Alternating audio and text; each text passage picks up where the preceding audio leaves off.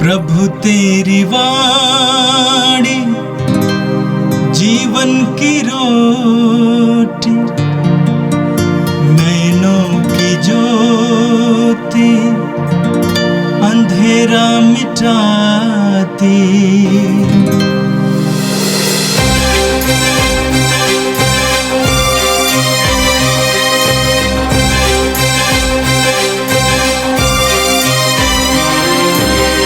प्रभु तेरी वाणी जीवन की रोटी, नैनों की ज्योति अंधेरा मिटाती।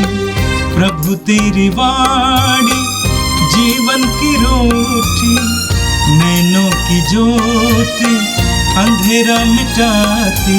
वाणी वाणी वाणी वाणी वाणी पवित्र है, शाश्वत है, जीवन का मन्ना है। 10 अप्रैल सोमवार। पहला पाठ प्रेरित चरित्र अध्याय 2 पद संख्याएं 14 से 22 और 33। पेंतीकोस्त के दिन पेतरुस ने 11 के साथ खड़े होकर लोगों को संबोधित करते हुए ऊंचे स्वर से कहा, इस्राएली भाइयों, मेरी बातें ध्यान से सुने। आप लोग स्वयं जानते हैं कि ईश्वर ने यीशु नाज़री के द्वारा आप लोगों के बीच कितने महान कार्य, चमत्कार एवं चिन्ह दिखाए हैं। इससे यह प्रमाणित हुआ कि यीशु ईश्वर की ओर से आप लोगों के पास भेजे गए थे। वह ईश्वर के विधान तथा पूर्व ज्ञान के अनुसार पकड़वा दिए गए और आप लोगों ने विधर्मियों के हाथों उन्हें क्रूस पर चढ़वाया एवं मरवा डाला है। किंतु ईश्वर ने मृत्यु के बंधन खोलकर उन्हें पुनर्जीवित किया। यह असंभव ही था कि वह मृत्यु के वश में रह जाए, क्योंकि उनके विषय में दाऊद यह कहते हैं, प्रभु सदा मेरी आँखों के सामने रहता है, वह मेरे दाहिने विराजमान है, इसलिए मैं दृढ़ बना रहता हूँ।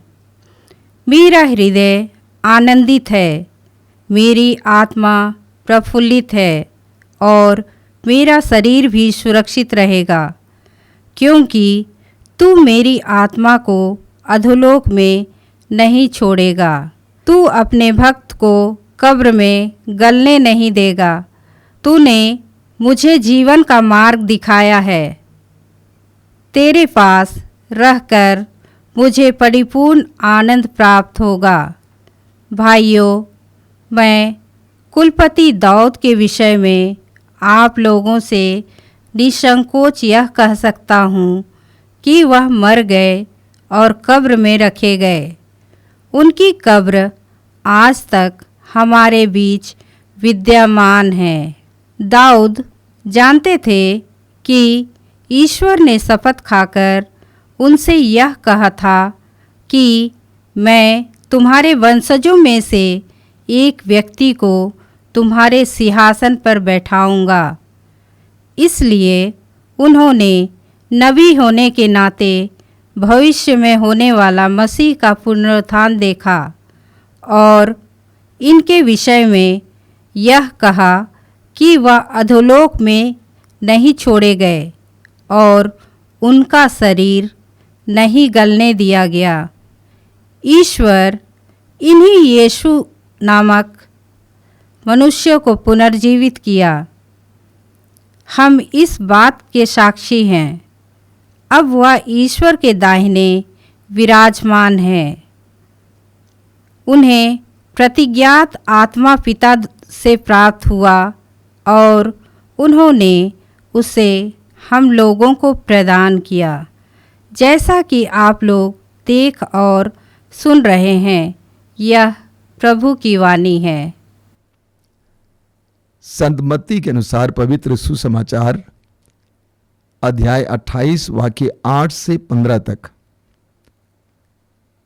स्त्रियां शीघ्र ही कब्र के पास से चली गईं और विस्मय तथा आनंद के साथ उनके शिष्यों को यह समाचार सुनाने दौड़ी। ईसा एकाएक मार्ग में स्त्रियों के सामने आकर खड़े हो गए और उन्हें नमस्कार किया।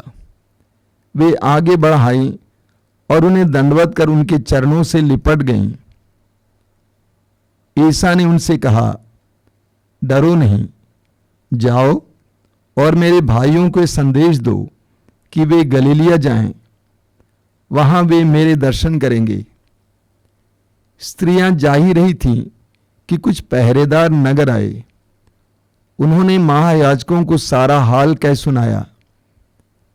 महायाजकों ने नेताओं से मिलकर परामर्श किया और सैनिकों को एक मोटी रकम देकर इस प्रकार समझाया, तुम लोग यही कहो कि रात को जब हम लोग सोए हुए थे तो ईसा के शिष्य आए और उसे चुरा ले गए। यदि यह बात राजपाल के कान में पड़ गई तो हम उन्हें समझाकर तुम लोगों को बचा लेंगे। पहरेदारों ने रुपया ले लिया और वैसा ही किया जैसा कि उन्हें सिखाया गया था। यही कहानी फैल गई और अब तक यहूदियों में प्रचलित है।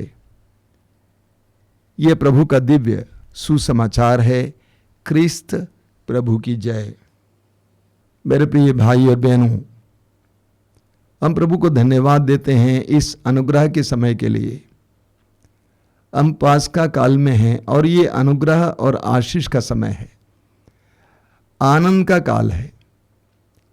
हमने बड़े उल्लास के साथ प्रभु के पुनरुत्थान का पर्व मनाया, लेकिन उससे पहले हमने कई दिन तक समूचे 40 काल में उपवास, प्रार्थना, त्याग, परहेज के द्वारा बहुत सारी कृपाएं प्राप्त की। मेरा आपसे अनुरोध है कि इन कृपाओं को बनाए रखना, बचाए रखना। कुरिन्थियों के दूसरे पत्र के अध्याय 4 वाक्य 7 में संत पौलुस कहते हैं कि ये निधि हम में मिट्टी के बर्तनों में रखी हुई है। हमें जो कृपा प्राप्त हुई है ये मिट्टी के बर्तनों में रखी हुई है। हमें सत्य को जानना है और हमें सतर्क जीवन जीना है। इसीलिए हम इन दिनों जो कृपा प्राप्त हुई है उस कृपा को बनाए रखेंगे, बचाए रखेंगे। आज का पहला पाठ प्रेरित चरित्र के अध्याय 2 से लिया गया था। यह कलीसिया में पहली सुसमाचार घोषणा थी। प्रेरित चरित्र के अध्याय 2 में हम पढ़ते हैं, पवित्र आत्मा बड़ी शक्तिशाली ढंग से शिष्यों पर उतर आया और पवित्र आत्मा की चिन्ह और चमत्कार प्रकट हुए। ये सब देखकर लोगों ने सोचा कि ये शराब पिए हैं, मदिरा पिए हैं। और उस समय कलीसिया के अगुआ पेतरुस खड़े हो जाते हैं और पेतरुस खड़े होकर हजारों लोगों के सामने पहली बार प्रभु यीशु मसीह के सुसमाचार की घोषणा करते हैं। हमें सत्य को भूलना नहीं चाहिए कि यह वही पेतरुस है जिसने साधारण लोगों के सामने यह कहा था कि मैं यीशु नाज़री को जानता तक नहीं। प्रेरित चरित्र अध्याय 1 वाक्य 8 में हम पढ़ते हैं, प्रभु यीशु ने कहा अपने शिष्यों से, जब पवित्र आत्मा तुम पर उतरेगा तो तुम्हें सामर्थ्य मिलेगा और तुम यरूशलेम, यहूदिया, समारिया और पृथ्वी के अंतिम छोर तक मेरे साक्षी बनोगे। वास्तव में यही हुआ। पेंतकोस्त के बाद शिष्य यीशु के साक्षी बने। वही पेतरुस जिसने यीशु का तिरस्कार किया था, इनकार किया था, लोगों के सामने साक्ष्य देने से मुकर गया था, वही पेतरुस अब यरूशलेम मंदिर में खड़े होता है और उनके सामने ये कहता है कि आप लोगों ने यीशु को विधर्मियों के हाथों सौंप दिया, लेकिन ईश्वर ने उनको मृतकों में से पुनर्जीवित किया। हम साक्षी हैं। 4 बातें पेतरुस कहते हैं। सबसे पहली बात, पेतरुस प्रभु यीशु को लोगों के सामने प्रस्तुत करते हैं। यीशु को सभी यहूदी जानते थे क्योंकि यीशु के चमत्कार और चिन्ह और यीशु के शब्द लोग सुन चुके थे। पेतरुस ने याद दिलाया उस यीशु के बारे में। दूसरी बात, पेतरुस ने कहा कि आप लोगों ने उसे विधर्मियों के हाथों दिया और उन्होंने उसे मार डाला। निर्दोष ईश्वर के पुत्र यीशु की मृत्यु में आप लोगों का हाथ है। तीसरी बात पेतरुस ने कहा, लेकिन परमेश्वर ने उन्हें मृतकों में से जिलाया और हम साक्षी हैं। पेतरुस ने अपना अनुभव उनके सामने रखा। हमने पुनर्जीवित यीशु को अनुभव किया, यीशु ने हमें दर्शन दिए। पेतरुस ने उनके सामने इस बात को प्रकट किया। और चौथी बात यह है कि ईश्वर ने यीशु को पवित्र आत्मा का सामर्थ्य दिया था, पवित्र आत्मा दिया था, और यीशु के द्वारा हमें भी वो पवित्र आत्मा प्राप्त हुआ है। ये सुसमाचार की पहली घोषणा थी और यरूशलेम मंदिर में कलीसिया के अगुवा पेतरुस ने की थी। आगे हम पढ़ेंगे प्रेरित चरित्र में कि किस तरह इस घोषणा का असर हुआ है, कैसे लोगों का हृदय परिवर्तित हो जाता है। ये तभी संभव हुआ जब पेतरुस पवित्र आत्मा से भरा हुआ था। पेतरुस पूरी तरह से बदला हुआ था। पेतरुस के अंदर पवित्र आत्मा का सामर्थ्य था। प्रभु यीशु के पुनरुत्थान के द्वारा प्रभु हम में से हर एक को अपने सामर्थ्य से भर दे। यूहन्ना के सुसमाचार के अध्याय 20 में पढ़ते हैं, जब शिष्य कमरे के अंदर बंद पड़े हुए थे, पुनर्जीवित यीशु उस बंद कमरे में प्रविष्ट कर गए और वे आनंद से भर गए। यीशु के सानिध्य के द्वारा आनंद से भर गए। यीशु का सामर्थ्य, यीशु की ऊर्जा, यीशु का प्रकाश उनके ऊपर आ गया। इस पास्का काल में हम प्रार्थना करें कि पुनर्जीवित यीशु का वो सामर्थ्य, वो ऊर्जा और वो प्रकाश हमारे ऊपर आ जाए। और आज के सुसमाचार में हमने देखा कि पुनर्जीवित यीशु नारियों को दर्शन देते हैं और प्रभु यीशु के उस पुनरुत्थान को छिपाने के लिए, उस सत्य को छिपाने के लिए कैसे यहूदी धर्मगुरु झूठ का प्रचार करते हैं। सुसमाचार में आपने सुना कि स्त्रियां शीघ्र ही कब्र के पास से चली गईं और विस्मय तथा आनंद के साथ उनके शिष्यों को यह समाचार सुनाने दौड़ी। ईसा एकाएक मार्ग में स्त्रियों के सामने आकर खड़े हो गए और उन्हें नमस्कार किया। वे आगे बढ़ आईं और उन्हें दंडवत कर उनके चरणों से लिपट गईं। ईसा ने उनसे कहा, डरो नहीं, जाओ और मेरे भाइयों को यह संदेश दो कि वे गलीलिया जाएं, वहां वे मेरे दर्शन करेंगे। रोचक बात यह है कि सबसे पहले पुनर्जीवित यीशु से मिलने वाली नारियां थी। वे नारियां जो भावुकता के स्तर पर यीशु के साथ जुड़ी हुई थी, जिन्होंने यीशु की परिचर्या की थी। अब उसी यीशु की परिचर्या करने के लिए वे कब्र के पास जाती हैं, उनके शरीर पर इत्र लगाने के लिए, उनकी लाश पर इत्र लगाने के लिए, लेकिन वहां उनको यीशु मिल जाते हैं, पुनर्जीवित यीशु। प्रभु यीशु ने कहा, धन्य है वे जिनका हृदय निर्मल है, वे ईश्वर के दर्शन करेंगे। धन्य है वे जिनका हृदय निर्मल है, वे ईश्वर के दर्शन करेंगे। उन नारियों का हृदय निर्मल था, उनके अंदर सहजता थी, सरलता थी, प्रभु के प्रति लगाव था, प्रभु के प्रति भक्ति थी, श्रद्धा थी। इसलिए प्रभु ने सबसे पहले पुनरुत्थान के बाद उनको दर्शन दिया।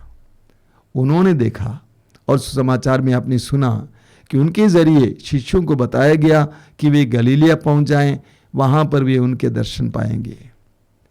सुसमाचार का दूसरा हिस्सा भी आपने सुना।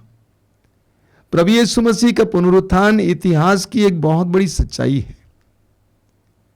प्रभु यीशु के मसीह के पुनरुत्थान का साक्ष्य या पुनरुत्थान का प्रमाण क्या है?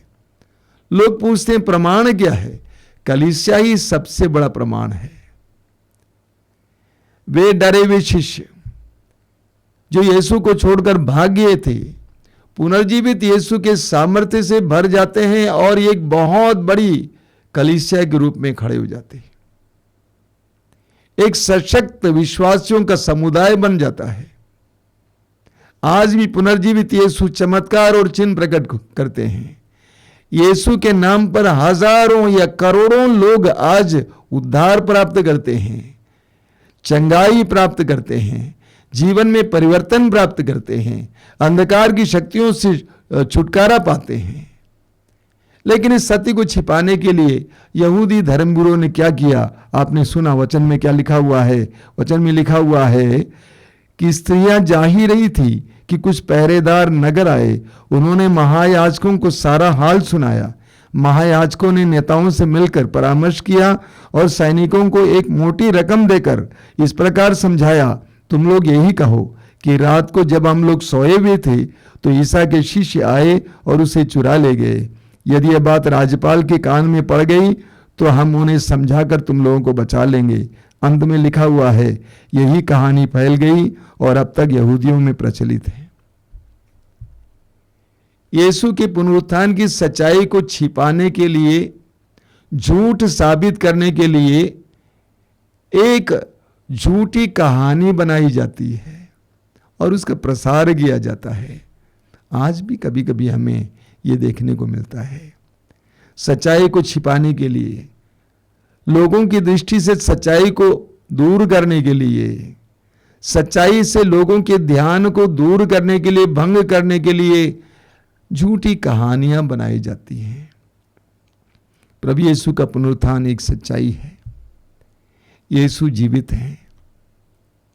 यीशु हमें दर्शन देते हैं। यीशु हमसे बोलते हैं। यीशु अपने अस्तित्व को हमारे जीवन में प्रकट करते हैं। लोग यीशु के सामर्थ्य का अनुभव करते हैं, यीशु की करुणा का अनुभव करते हैं, यीशु के प्रेम का अनुभव करते हैं। आज हजारों लाखों लोग प्रतिदिन यीशु के प्रेम की परिधि में आ जाते हैं, पुनर्जीवित यीशु का एहसास करते हैं। हम प्रार्थना करें कि हम भी पुनर्जीवित यीशु के दर्शन पाएं। यीशु के दर्शन के द्वारा हमारा भी जीवन परिवर्तित हो जाए, हमारे जीवन में भी चमत्कार और चिन्ह प्रकट हो जाए। आंखें बंद कीजिए। प्रभु यीशु, धन्यवाद देते हैं तेरे पुनरुत्थान के उस महान रहस्य के लिए। विश्वास के द्वारा उस पुनरुत्थान के रहस्य को ग्रहण करने के लिए तूने जो कृपा में दी, इसके लिए धन्यवाद देते हैं। प्रार्थना करते हैं प्रभु, अधिक से अधिक लोगों को तेरे पुनरुत्थान पर विश्वास करने की कृपा दीजिए, ताकि वे तेरे व्यक्तित्व पर विश्वास करें, तेरे वचनों पर विश्वास करें, तेरे बलिदान के सामर्थ्य पर विश्वास करें, उद्धार प्राप्त करें, जीवन के मार्ग पर आ जाएं। ये प्रभु यीशु वचनों को सुनने वाले मेरे भाई बहनों को आशीर्वाद देना।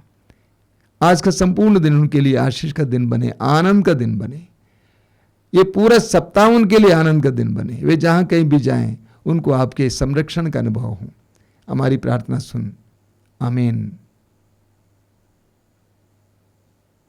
प्रभु तेरी वाणी जीवन की रोटी, नैनों की ज्योति अंधेरा मिटाती। वाणी वाणी वाणी वाणी वाणी, पवित्र है, शाश्वत है जीवन